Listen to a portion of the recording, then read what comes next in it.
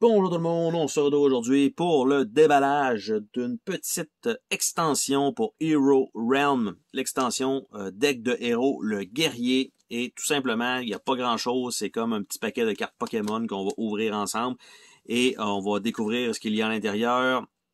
En fait, ça remplace le deck personnel d'un joueur.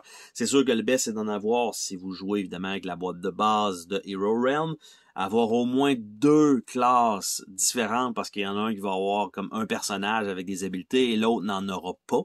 Donc, ça contient 15 cartes, tout simplement, et qui est vraiment le deck complet d'un personnage et non pas juste comment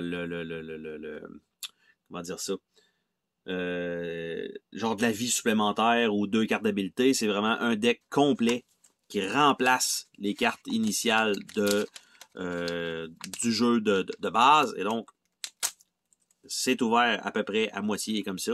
Donc, c'est pas super réussi. Et là, je vais tout briser l'emballage. Et donc, quand on ouvre ça, qu'est-ce que ça donne? On a une carte pour indiquer notre classe, donc guerrière ou guerrier. On a 60 points de vie. Donc, on a guerrière, il n'est pas marqué qu'il y a des points de vie de l'autre côté. On a ça. Donc, les règles, on a une mise en place pour le guerrier, partie 1 de 2. Donc, ça comme ça. Et de l'autre côté, c'est la capacité spéciale qu'on a maintenant avec le héros, qu'on peut, une fois par partie, donc défausser ça pour avoir un 8 dégâts. Donc, on a ça. On a les cartes de base, donc les cartes d'or qui sont exactement les mêmes fournies dans le jeu de base. On a une épée longue, 3 au lieu d'avoir, je pense, une attaque de 2, si je me trompe pas. On a un rubis qu'on avait déjà aussi dans une carte, un deck de base. Donc, on avait un paquet de cartes valeur de 1. On avait une valeur de 2. On avait une arme 2 et une arme 1 ou deux armes 1. Là, on a un porteur de bouclier à la place qui donne un garde. Et règle du guerrier, partie 2 sur 2.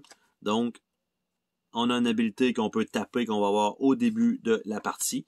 Et on a ça ici. Donc, jouer cette carte vous permet d'atteindre 7 de combat ou plus. Et donc, on a une carte supplémentaire. Ici, je ne sais pas exactement comment ça va fonctionner, mais il semblerait que ça va être ça. Et on a les points de vie, donc avec le guerrier de l'autre côté. Ils ont mis le côté féminin là-dessus. Donc, tout simplement, on a ça comme ça, et c'est ce qui est fourni.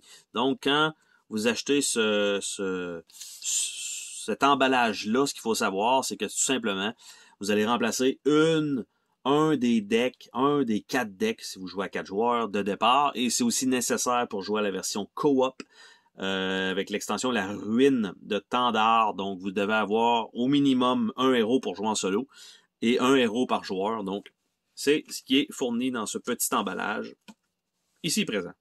Bye bye!